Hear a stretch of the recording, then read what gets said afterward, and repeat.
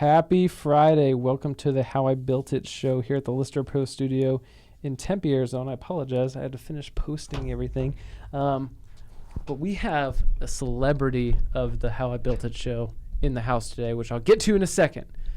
But if you haven't listened to our show, make sure to subscribe to our podcast on your Apple phones. Let me turn that down. Rookie move. Make sure to subscribe to our podcast on Apple. We're officially on there as of a couple months ago. If you've never tuned into the show, this show is about anybody and everybody, local for the most part. I'm a big podcast person. Josh and I are both big podcast people, but I wanted to do a podcast that allows people to relate to each other on a more even scale, if that makes sense. There's always podcasts from CEOs of Fortune 500 companies and all that good stuff, but it's hard to relate to that sometimes. So this is about the everyday person, the small business, the local entrepreneur, anybody with just a cool story, and that's what it's all about. So you can tune in anytime. Usually we do our shows on Friday on Facebook Live, and then it's on Apple Podcasts. Make sure to subscribe, show us some love, give us good feedback, whatever you want. I need to spit my gum out per Theo. Thank you for noticing that. Nice catch, Theo. Thank you, Theo. Theo's an awesome individual at our office. My name is Andrew Augustinian, by the way. I'm the branch manager at the Augustinian team at Prime Lending here in Gilbert. So if you need any help with home financing, my team can help you out. Make sure to direct message me. We got to give a quick shout out to our sponsors before that we start the show. Empire West Title, Seth Banda. You're going to see his info on your screen right now. Then we got Abe Bodden from Insurance Professionals of Arizona. If you guys need a quote on any insurance on a house, car, boat, plane, I'm sure he can insure whatever you want. Diamond ring, gun vault, you name it, Abe can insure it. And then last but not least, we have Yvonne Hunter from Platinum Home Warranty. If your home warranty has expired, which it probably has, if you've owned the house for longer than a year, you might want to call Yvonne and get a home warranty. Tell her that her brother Andrew referred her. She'll probably give you $50 off. I think that's a family and friends discount. If it isn't, it is now. So congratulations, you just got a discount. It's been a crazy week. So Josh and some other people got me on Game of Thrones, and I'm happy to say that I have caught up and ready for the finale. That's impressive. I whipped through all seasons in probably about 2.5 weeks. That's some dedication there. Wow. My goodness. That's a lot.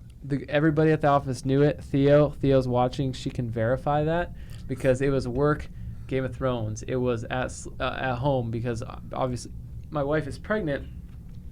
So she's been going to bed a little bit early. So then I get everybody to bed, catch up on Game of Thrones. So I'm all ready for the finale. If you're ready for the finale, I don't know what's going to happen. The last episode that I just watched was ridiculous. Finality. Okay, it's Friday. Finale. It's Friday. Are you here to grammar check me?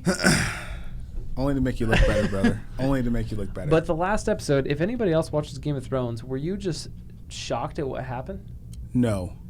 She went crazy. I think it's been leading up this for quite a while. I didn't want it to happen, but you could always see it coming a little bit. Every once in a while, she'd do something or say something that's like, oh man, maybe she's got a little Mad King in her. Well, I know. She kept making the comment like everybody feared her. Feared her. But I didn't see her going crazy and killing everybody. No. I just didn't see it. I didn't see it coming either. But, I mean, there it is, and now we got to deal with it. Got to pick up the pieces. It'll be an amazing Sunday finale. So excited for that. I whipped through 7 seasons in 2.5 weeks. I'm proud of that accomplishment. We got some viewers watching. Benjamin Lundquist is watching. Ben's one of our good friends. He is pastor who officiated my wedding. And if you don't follow Ben on social media, make sure to follow him because he is very inspirational, an amazing public speaker. And most of the quotes that he posts, Josh and I repost on a daily basis. So if you need somebody just to look up to, or just give you that spark of motivation in your daily life, in the morning, night, whatever you need, make sure to follow Benjamin Lundquist on Instagram.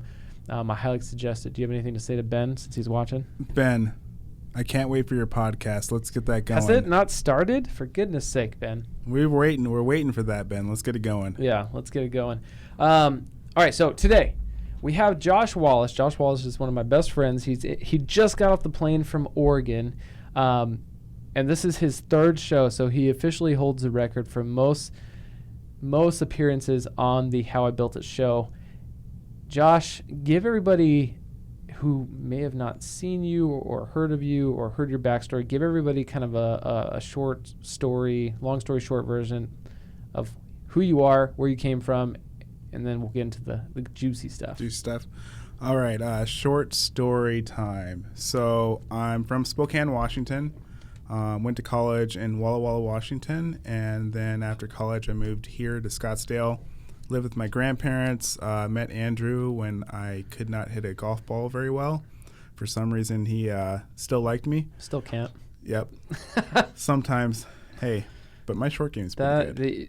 Like I say, if you ever played golf with Josh, from 100 yards and in, he has a 4 handicap. From 100 yards and out, pretty much a 20 handicap. Hey, it all works and together. It averages to a 16. It all works together. But after living here for a while, I moved to Oregon to help run one of my grandparents' retirement facilities. I've been there for just over 7 years now, just doing a lot of updating for the facility itself, physical plant, and also updating the way we operate. So a lot of DevOps and going in there and trying to get the place running smoothly, efficiently. And yeah, that's been my experience for the last 7 years, couple months. And so assisted living, and I want to touch on that because that's a very interesting topic. A lot of people don't know about it, don't know the business side behind it, don't know the demand for it. And you at the assisted living home, you've truly worked your way up to what you do now. Like, tell everybody kind of where you started in that whole business, and all the positions that you worked through. So I started there as an office assistant. Basically, I pushed paper, typed documents, and fixed things on the computer that no one else knew how to do. From there, I went and I did caregiving. And from that, I passed meds as a medication technician. I did the residential care coordinator, which is the RCC, which is like the in-between between the staff and the administration. And then I went and became an administrator, and I've been that for 4 years, and I skipped past that, and now I'm the assistant executive director, which I oversee the administrators, the nurses, and operations, marketing, and maintenance for the facility. How many people do you have living there? Right now we have 203, I think. Yeah, about 203, and then we have 139 employees. In Oregon and Arizona's Arizona's got to be pretty similar, but assisted living. So that's basically retired. Or what's your average age demographic? Our demographics usually between the ages of 75 and 99. Right now, let's start with this. Assisted living is not skilled nursing. So for a lot of people, when they think assisted living, they think, people are about to die. People are there, in their beds all the time. No, these people are, going out and visiting wineries and going out to the casinos a lot and going on trips. These are this people is like living who are in a frat house. It's basically a frat house for seniors. It really is. I mean, you have a lot of people who do need a little more help. They may need help with their medications or may need help because their mobility is decreasing, but they're in no means tied to their bed, no longer able to do things. These people are alive. They're funny as hell. They have a good time, and they make the most of their life, which is really cool. We got a comment from Theo really quick. I think MTV should do a new reality show at your assisted living center. Old people are highly entertaining. Actually, Theo, we already have a script and a name. It's going to be called Boomers. Boomers. I'm serious. We've actually talked to this about with a few writers, me and my brother. It's going to happen. I don't know when, but we're going to sit down and make sure this happens. Because you might make some of your tenants like the happiest people in the world. Oh my goodness. There are so many. Do you have stories. any that watch Bachelor? Oh yeah. Oh yeah. You tell me you have a Wii team. Wii you bowling guys remember team. like Wii bowling? Wii bowling team. They have a Wii bowling team who they play other assisted living homes. We play other assisted living homes. Come at us, we're the best. And we've also had like members of the women's basketball team from the University of Oregon come at us and get beat. I'm not gonna be too humble for them because they're pretty humble themselves, but they are the best in Eugene. So Boomers, you talked about having a reality show. There's nothing like it. Nothing like it. And it'd probably be the most entertaining show on TV. Honestly, yeah, we'd have to redact some names and some scenarios. But yeah, I mean, I don't know how you would not laugh the entire show. Okay, so real question about assisted living center with 200 plus people. Are there cliques like in high school? Absolutely. Really? 100% absolutely. Drama, especially between people who like to play certain games. So, like the Pekino crowd doesn't like the Nickel Bingo crowd all the time, you know. They're stealing our place. Why do they get to use this special room? We want to use it on this room. And it's like, well, we got to share. But a lot of times it's is the Wii bowling team like the football team? They used to be, but now since they've kind of melded in, they're a little more in sync with everyone else. But when I first got there, yeah, they were kind of like the football team. They were the stars. Oh my goodness. They're the only ones. Like when you walk in our facility, there's a big trophy case with probably like 14, 15 trophies that are probably, I don't know, 2-3 feet high and just massive. So you can't miss it if you walk in our facility. From Wii bowling. From Wii bowling. See, Theo, if you want to get in on that though, you got to take a risk, and we're going to talk about taking. Theo, we'll talk about taking a risk. I mean, you and Josh got to talk.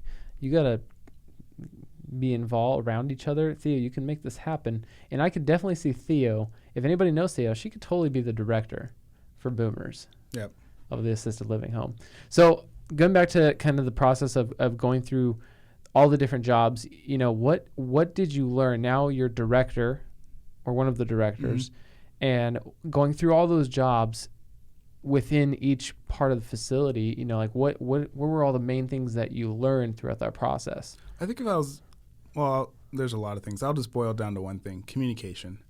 That is the main thing that I think is underserved. I mean, between communication with your staff, communication with the residents, communication with the family, and any other vendors, I think that we sometimes take for granted that people understand exactly what we mean and what we say. There's a lot of things that need to be explained further for a lot of people, and even myself sometimes, because some people will use shorthand, they'll use jargon, and especially when I've started, like, I could not get some of the jargon because it's kind of weird. A bunch of acronyms that don't really make sense. Like, give us an example. Oh, let's see. SNFAT? A what? So basically... Did you guys hear what he just said? SNFAT. SNFAT? It's a jargon that can be used for something that catches urine. Okay. Yeah. But honestly... Never would have guessed that. I live in a family full of nurses, and I've never heard that before I moved. SNFAT. But one of my nurses uses it all the time. I don't know where she got it. Okay. But yeah. So jargon like that needs to be communicated, or there's got to be like some reference sheet that you have. It's like, okay, where's that? Oh, there it is. Oh, okay. I understand what you mean. With you, so obviously, like with you starting from the ground up in the assisted living home, was there fear? Because that's on my part. I feel like that's number one when you're young. Getting into an environment where probably the management at that time was, a lot older than you, and then the clientele per se is a lot older than you, which I feel like sometimes when you're young you get along better with the I feel how are we politically correct? The extremely old seniors. There you go. And so like what did you feel as far as like fear, or was it easier for you based on kind of the environment you were raised in? I think it was two different things. From a resident and seniors population, there was no fear at all. I mean, I've always gotten along with senior citizens. I mean, being in a family that runs these kind of communities, you kind of get used to them. They kind of get used to you. You know how to react to them. But from like a staffing point of view, like there were a few people who knew who I was. I'll be honest, I tried to hide who I was for Yeah. a long time, for a number of reasons. One being that you're held to standards that may be unfair, Yeah. and everyone's watching you like a hawk. Yeah. Really, once they know who you are, and that happened pretty soon after I got there. Like, it didn't last very long. It was kind of well, that's gone. Yeah. But every single thing that you do is under a microscope. exactly, every little thing, how you breathe, how you walk. Did you walk past that piece of trash? Did you pick it up? Did you come back with the glove to pick it up? I mean, what did you do? Mm-hmm. So, I mean, from some staff who knew I was, there was a little bit of fear, mainly for them, because a lot of people thought I was out for their job. Yeah.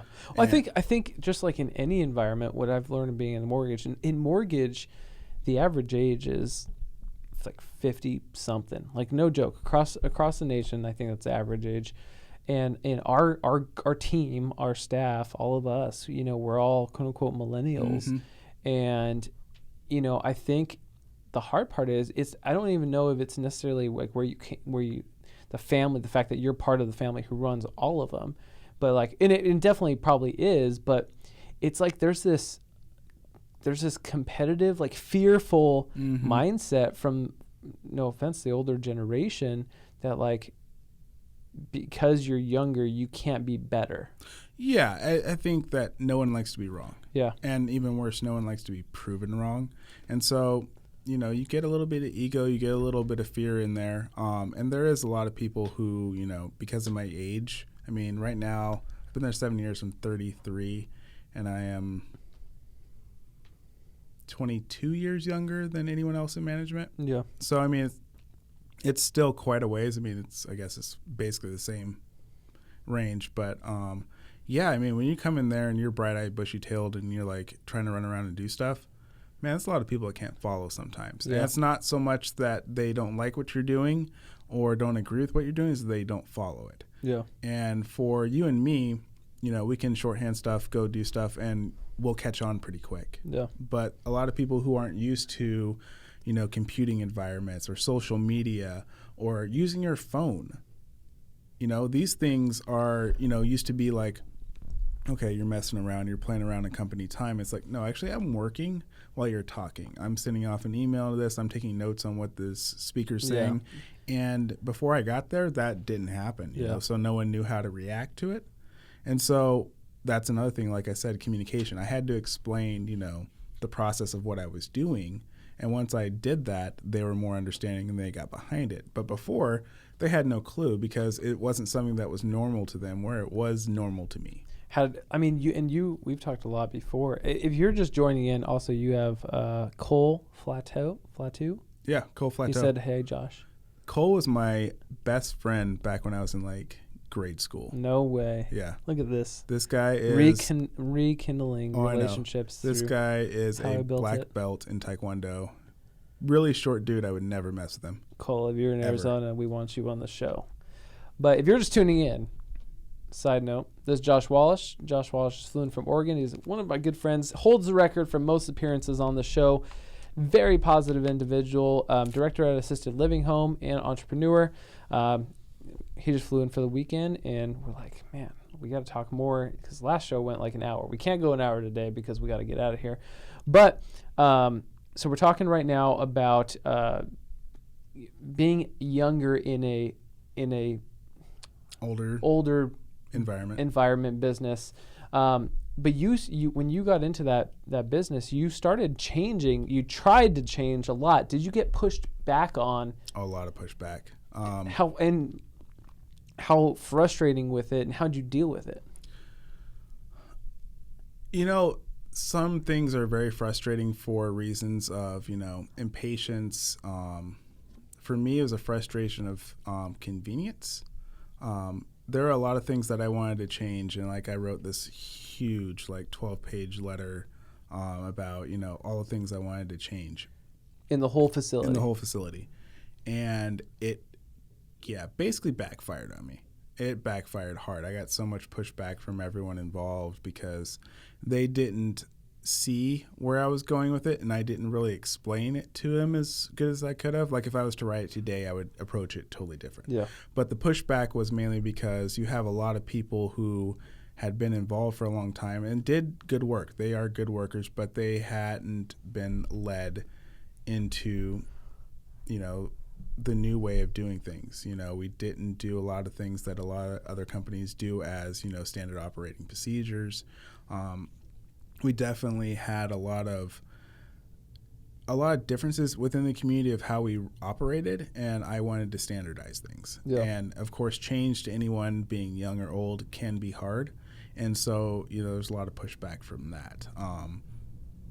Were you afraid at first of kind of shaking everything up? No, because I saw how well things were running, and like our companies ran really well. Mm-hmm. And then when you see how well things can run, like you get excited. And that was for me, like I didn't understand why everyone wasn't excited, because I saw how things were running, and then I saw, holy crap, we could make this so much more efficient. And it excited me. And that's partially the part of the reason where I didn't get terribly frustrated. I mean, it was frustrating watching people not understand why we should change, how we do payroll, or how we do processing of payments, or, the way we operate, or, getting everyone on the same page for meetings and stuff like that. I understood that because, it's a lot of change, but it excited me because I was like, we're running a very good company right now. If we can make it great, this is going to be huge, not only for me, and honestly, I couldn't care less about for me, but for everyone else involved. And that was my thing. I think that paints a picture to environment, right? So knowing you and your family, mm-hmm. your environment, for the most part, you have a lot of entrepreneurs in your family. You have a lot of people who are fearless in your family. It all stems from Poppy. Yep. And if you don't know Ron Knudsen, probably one of the most fearless people that you would ever know. Oh, yeah. Lives life to the fullest, very faithful, and just fearless. And he's failed. We've heard stories of him failing a million times. Well, that's probably why he doesn't have any fear anymore, because he knows that, what's the worst that could happen? You start over again. And he's done that many times. And when you kind of have that instilled in you from like a young kid, it's like, hey, I want you to go out there and try to fall flat on your face just to see what happens. And if you don't, keep running. Yeah. If you do, pick yourself up and start again. And for me, having him, be like, okay, this is what we're going to try to do. We're going to try to, number one, make our employees part of the team, because if they're part of the team, they have some ownership or feel like they have some ownership, they're going to work harder for you, and not because of money or anything else, because they feel wanted and needed. Number two, we're going to make our money work for us. We're not going to work for it. Number three, if we have a problem, we're going to face it, and we won't have a problem anymore. And, these things led me to, okay, this is exactly what I'm going to lay out, because that's what I'm seeing through this, gaze is through the things that he taught me, and it made me excited. Yeah. I think it all kind of goes back to being happy and knowing yourself. Mm-hmm. Because if you don't know yourself, and you don't know what makes you happy, then you're not gonna be able to be fearless, because you don't even know what you'd be fearless for. And we see it so much in real estate, mortgage, insurance, everything, all of those different industries, because being an entrepreneur, being somebody who's 100% self-employed, 100% commission or self-employed, mm-hmm. There's so many people who don't dive in head first, and they make decisions based on, okay, I can do this, but I'm only going to give myself 2 months. But if you're diving into something head first, you have to understand that you're probably not going to make something for a year. It's going to take time. It's going to take time. And in going back to like golf, when I played professionally, I had to come to a decision of, do I want to die trying mm-hmm. or not? And being willing to risk it all and fail. And you see that with individuals in our industry, with the families they grew up in, or if they have a family business that they kind of teed it up for that person without letting them fail first, or making them work from the ground up, mm-hmm. Or just in general in life, whether they let that child, whether they go bring them their homework to high school or to school when they forget their homework at home. Like, you got to learn. You got to learn from those things, and you got to be able to fall flat on your face. Here's one quote that Pastor Ben put on his Instagram: "Never beat up on yourself for what may seem like a mistake. It was necessary for you to walk through that path to learn those lessons. So embracing fear and embracing failure and knowing that like you have to know what else is out there, and you got to know what you don't want, or how you don't want to run your business, or how you don't want to interact with your clients, or how you don't want to. You have to know those things, but if you don't take the risk to experience those things, that you're never going to know. And one other quote right next to it was, "You're always one decision away from a completely different life." Agreed. Which I think that's super powerful. It's very powerful, and like it makes you think a lot, because sometimes we think we're so far away from where we should be, but honestly, we may not.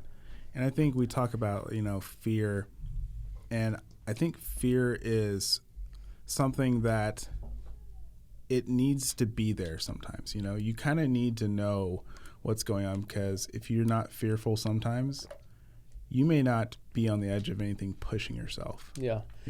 Well, and if you don't recognize that, I think, let's talk about like W-2 employees who have a 9-to-5 job, and they have, you'll hear stories. Let's say you're in a group and you have some person telling the other individual about the thing that they're going to embark on, the next flip project they're going to embark on, or the next project they're going to embark on. And then you hear that one person who is in that kind of stable job that's not going anywhere, and they're the ones who usually make the comments of like, "Oh, that sounds like too much work," or "That sounds like, oh, that would just stress me out."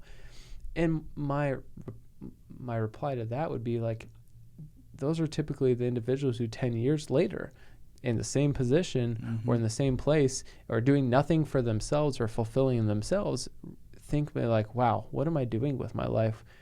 So I think the most important thing is realizing like what makes you happy, and if living on the edge makes you happy, then live on the edge. And if working that 9-to-5 job truly makes you happy, then do it, But in most situations, if you're not progressing, or if you're not doing things that bring you that passion, that ability to gamble almost with what you're doing, then how are you going to be successful? Yeah, and I think that facing fear is important in life, because you need to know how to handle it.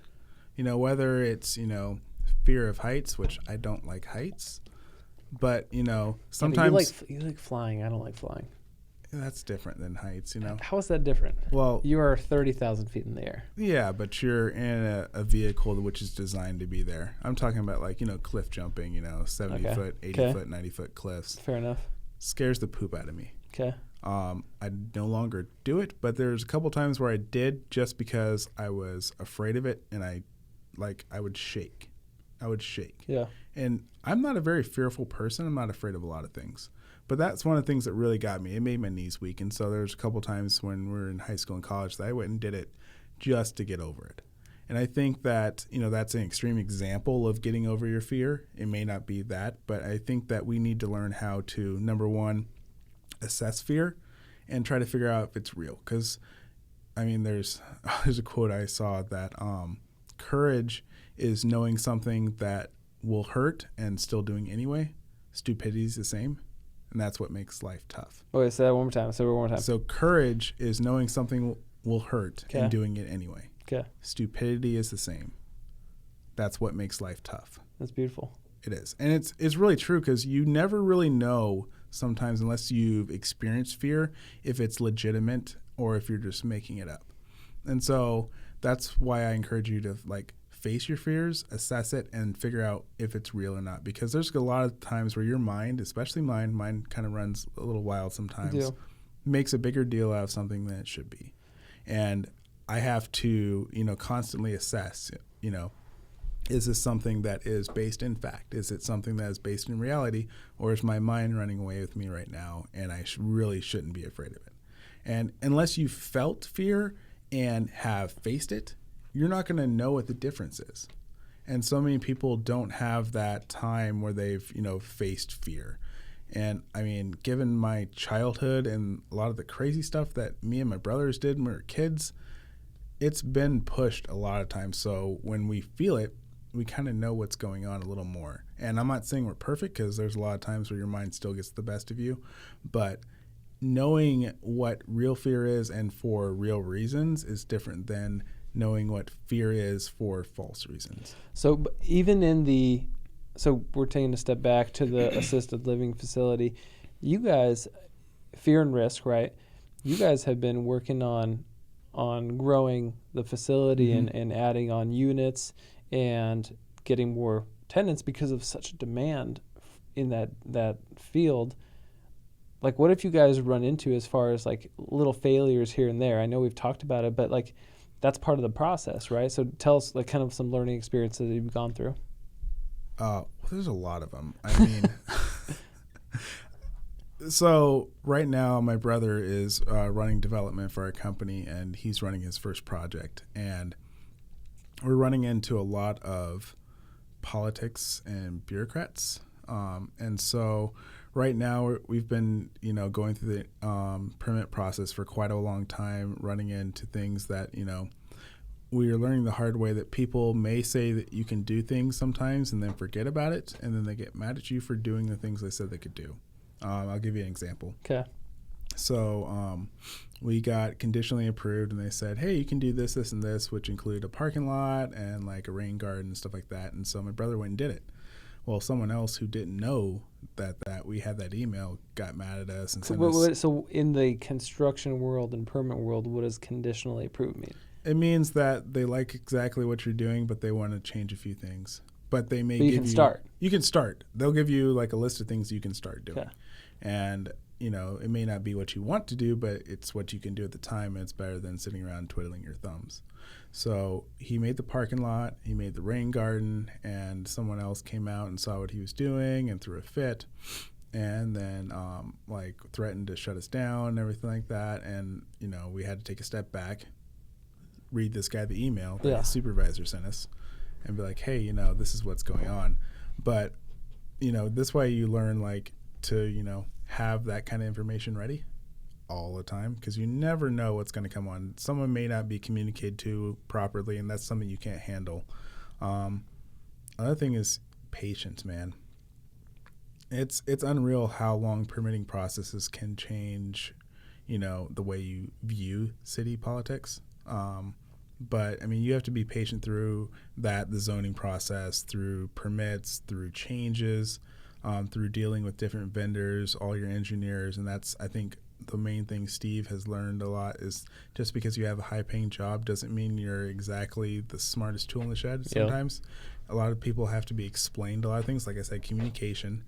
Like a lot of the questions we get back from the city for permitting is, what direction are we looking at for this building? And it's like there's the compass right there in the bottom right hand corner. It says you're looking north, but they didn't look at that, and so a lot of times you have to be patient with them and communicate, as the compass states in right hand corner, this is looking at the north part of the building. So a lot of communication, and I don't think there's a time where you can over communicate, especially in business. I mean, it just seems like we communicate at a certain level a lot, and we're not communicating enough. And I think it's not just us, it's not just everyone else, but I think it's kind of all of us. For a lot of things, we need to over communicate. And if someone gets to the point where they have enough information, they can tell you. But until they do, you should probably tell them more. Life and business overall. I mean, we do this podcast a lot, and I talk to a lot of entrepreneurs, and the more successful ones, it's a simple recipe. It's not hard to be successful in what you're doing, whether it's a relationship, a business, a family life. At the end of the day, it's almost like you could say if you have patience, communication, and a hard work ethic, you're going to be successful. Yep. But there's so many people, who get into, and I relate it back to real estate and mortgage all the time because that's my field, who get into it and they want to throw money at the kind of easy thing, or they expect it to come in or have the business come in fast. But in reality, you got to be patient with it, and you got to be talking to everybody. I was talking to a newer insurance agent the other day, just kind of picking my brain, and I said, listen, it's a timing thing. You got to recognize the business you're in, the competition you have,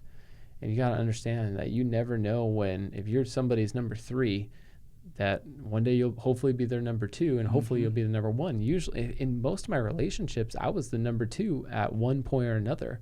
And that goes for my current insurance agent. He was my number two for 2 years, 3 years. And then that one moment came where, boom, he was number one, and he has been number one ever since. So if you have that hard work ethic, you just don't stop. But you have to be able to want to not stop. You have to be able to not stop and be happy to it, and you got to love it. And that's the only way you can do it. And if you're forcing yourself to do it, then you're never going to get anywhere. Well, I think the other thing you have to do is you have to ask without expectation. There's a lot of times where you just need to ask a question and not expect anything in return. Not because, you're trying to build relationships or something like that, but sometimes some people don't understand why you're coming at it from a certain angle. If you ask questions and answer questions that are asked to you, they're going to understand you better, which, can help you on down the road, either, in business or in life. And especially I know for me in life, I need to ask more questions. Yeah. And I need to, talk more sometimes. And those are things that I've learned just doing business. And it's how can I apply this to anything else I'm doing in life? Well, you don't call yourself an extrovert and an introvert. No, I'm not. I'm an ambivert. Explain that to most people, because I'm sure most people don't know what that is. So an ambivert is like the centrally located spot between an extrovert and an introvert. Yes, we like going out. Yes, we like being around a lot of people. Yes, we like going, having fun, and doing everything extroverts like to do. But sometimes we like to be alone. Sometimes we can't recharge by being around other people, and sometimes we just need to take a breath of fresh air alone. Yeah. And so it's kind of an interesting intersection between the two. And I would say that there's a lot of me sometimes that needs a little more time alone, because I work in an office where I'm constantly on. And by on, I mean I'm constantly dealing with others throughout the day between 7:30 and 5 p.m. every single day. Yeah. And so that's exhausting for me sometimes, Yeah. mainly because there's a lot of stuff that is common sense for most people that isn't always common sense for everyone. And, those little things kind of bring you down, whether, if it's resident or resident family member. And, a lot of it is based on, people's stress levels, because when you're stressed, your brain stops working a little bit. And I do it myself all the time, but you have a lot of people who are dealing with stressful situations, either their parents or, they have something going on outside of work. And all they can think about really is that thing, and they're trying to do their job or trying to get information for their parents while dealing with that stressor in their life. And it kind of shuts them down a little bit. And so once you look at it through that kind of paradigm, it makes it a lot easier to deal with. But there's some days where you're really, really busy and you're trying to get stuff done, and you get questions that probably shouldn't be asked, and it stresses you out, and then your brain stops working. Yeah. Well, it's not even that it stresses you out, because then you got to go help it. It's almost the frustration of why is this question taking up some time? Correct. How do you deal with that? Breathing and walking. I'm serious. There would be some times where I just go walk outside, and yes, it's probably raining outside, but it doesn't matter. I mean, just got to walk around and move your legs a little bit and then come back in, and you'll be better prepared to take care of it. When are you moving to Arizona? That's a question I get asked a lot. Whoever's watching right now, if you're a close friend of mine and Josh, and Josh, you're wanting this answer too. I don't know. We've always talked about it. We've talked about projects. Livorno living. I did when I was in my last year of college. My main business project was creating a factitious assisted living home that Josh helped me with to get numbers and all that stuff, and I called it Livorno Living. One day, Livorno Living will come to life in Arizona. Actually, we've been looking at some projects down here. Yeah, maybe. Yeah. What else is on the horizon for Josh Wallace? Beyond the 34 units we're adding, we're trying to convert another piece of property, an office complex that we own, into a specialty care for hard-to-place memory care residents, which is something that the state has been after us for a little bit about doing. So we're gonna, take them up and see if there's anything down that road. And then beyond that, I'm not really sure. We have a lot of things that we still need to do at Churchill to increase our revenue and also make us more efficient. And yeah, it's a pretty big building, so it's kind of like painting the Golden Gate Bridge. Yeah. Once you start at one end, you get to the other end, and you start over. Yeah. So there's a lot. What would be one thing? Tell us in your career there, because you have been the voice of change, the advocate for change. Tell us one example of something that is like your proudest moment that you got changed, and something that may be like your biggest learning experience. Ooh. Proudest moment. That's a good question. That's kind of a hard question. Proudest moment, and it's probably smaller than anything else I've done. But sometimes the little things are the most effective. Yeah. So when I first got there, all our maintenance requests were done on paper. Okay. And everyone was frustrated and complained that the paper, wouldn't get to where it needed to go. It would get lost. You never knew where it was or if they got it. And so one of my buddies, Daniel Agee, if he's listening out of Amsterdam, hey, buddy, talked to me about this app called Basecamp. Okay. And you've used it a little bit. No, I haven't. No, I haven't. Sweet listing. No. I'll show you later. Okay. Anyway, so I got this app called Basecamp, and I funded it myself because no one wanted to do it. Of course. So I paid $20 a month for it, and made everyone enter online their maintenance requests. So the supervisors, the front desk, anyone like that, they could, say number 12's blind is broken, needs a new blind. And man, it was hard getting everyone to do this. Oh, we should go back to paper. This is too hard. I cannot believe we have to use a computer. And oh my goodness, the maintenance staff is going to have their phones out. And how do we know they're out playing? It's like, guys, just calm down. Yeah. Just let it work. Well, 7 years later, everyone does it like it's clockwork. Yeah. And so I can pull up my phone right now and see, what's on the list, what's been done, what has been commented on, what needs to be done. And for me, it's so simple and it's so little, but honestly, I think that has been the stepping stone I needed to get everyone on board with a lot of other things that I've done. Yeah. So it may not be the biggest thing that I've accomplished, but it probably was the one that set me up for a lot of those things. It had the longest lasting effect for other Correct. projects. Okay, Correct. so give us one learning experience. Oh boy. So dealing with employees, I'm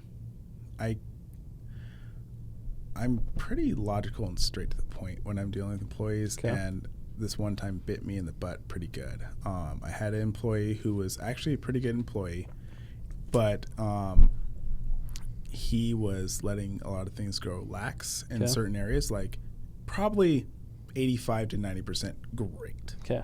But there's this 10 to 15% that was dude, I can't believe you are letting this go. Okay. And so I brought him in for an evaluation, an annual evaluation, and I went in on this kind of stuff. And I failed to start with, hey, you're doing a good job. And he was crushed, absolutely crushed, and thought that, I didn't like him and I didn't appreciate him, and it kind of made a rift between us. And I learned really quick that, hey, even if they are 50% messing up, start with what's good.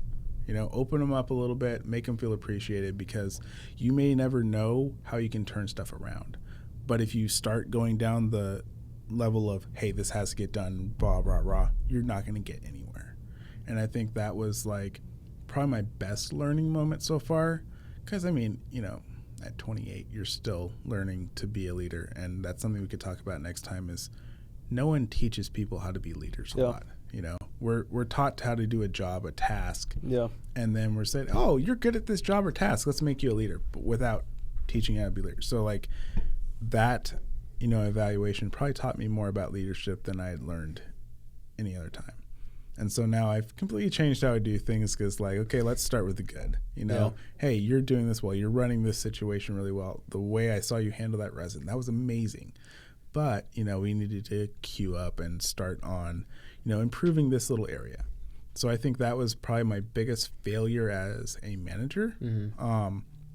But it's also probably my biggest learning experience and probably will reap a lot of benefits for me. Attitude determines success in any situation, whether it's success with your employees or success in business.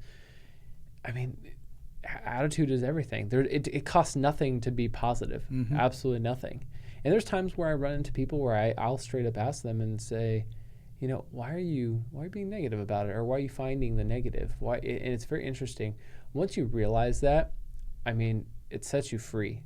Well, and I think it's all about who you surround yourself with. Like, my brother is good with cutting the BS with me. Like, honestly, like, I don't get to mope around him at all, which is the best thing and the worst thing ever. Because sometimes it's like, I just want to feel bad for myself. And Steve's like, nope, get back on your feet, do stuff. And it's like, so if you surround yourself with people who know your strengths and weaknesses and are not afraid to speak up around it, I think that's the most important part of, you know, keeping yourself positive, is because you have people who won't let you go to negative town. And a lot of people don't have that support system. Yeah. So if you don't have that kind of support system, look around and, you know, find people who you can relate with, who are positive or, you know, are good at a certain area where you find yourself weak at, and go talk to them.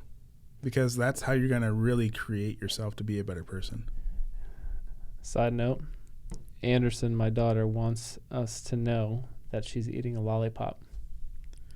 Well, at least you didn't say I won't come to the airport and pick up Josh because he has to leave later, because that broke my heart. I know. Anderson, we love you, and I hope you're enjoying your lollipop wholeheartedly. Well, okay, so we gotta wrap this thing up, but Josh, thank you for coming to town to spend time with me. Absolutely. Thank you for coming on the show. If anybody, follow Josh on Instagram. He shares a lot of inspirational things. He's a great young leader, and he's overall just very positive person. So make sure to follow him on Instagram. If you guys have any questions for either of us, make sure to message us on Instagram or any other social media platforms. I got to talk about one thing. Tomorrow at 6 o'clock, I'm one of the sponsors. Agave Auto Glass is having a summer kickoff event at the Gilbert Chevy dealership at 6 o'clock. There's a ton of good giveaways. I'm giving away an iRobot a Roomba. That is what I'm giving away. But there are a ton of good prizes, and I think they're all valued from like $300 to $700, things like that. And then at the end, they're actually giving away a brand new Chevy Silverado. So come to the event, Agave Auto Glasses event at Chevy dealership in Gilbert. Starts at 6 o'clock, I believe. I think it just goes for like 2 hours. But there'll be a ton of vendors there. Coconut Cleaning, good friends of ours will be there. Green Mango Pest Control. Cozies, Chunk Cookies. Okay. Chunk Cookies. Did I just say that? If you know Chunk Cookies, you might want to go. When do you not say that? I know. When do we not? But make sure to be there. Chevy dealership, Gilbert. I'll be there. Josh will probably be there. He's going to try to win a truck while he's here. Might as well. What kind of trip would that be if you just came just kind of win a truck? That'd be amazing. That would be amazing. Kidding me? You wouldn't have to drive the van at the assisted living home anymore. But Josh, thanks for coming on. Quick shout out to our sponsors. We don't need to put their stuff on the screen because you can see it right here. We got Empire West Title, A-Bond from Insurance Professionals of Arizona, and then Platinum Warranty Von Hunter over there. If you guys need their contact information, contact me anytime. I'll give it to you. But you can also find them on social media. This show is brought to you by the Augustiniak team at Prime Lending. Any home loan needs, you call us, you text me, you message me on any platform, and I'll probably respond because I'm that guy. Thank you, Lister Pro Studio, for producing an awesome show. Make sure to subscribe to our show on Apple Podcasts or catch us live, obviously, anytime on Facebook. You guys have an awesome weekend. I hope to see you guys at the Agave Auto Glass event tomorrow. We'll catch you next week.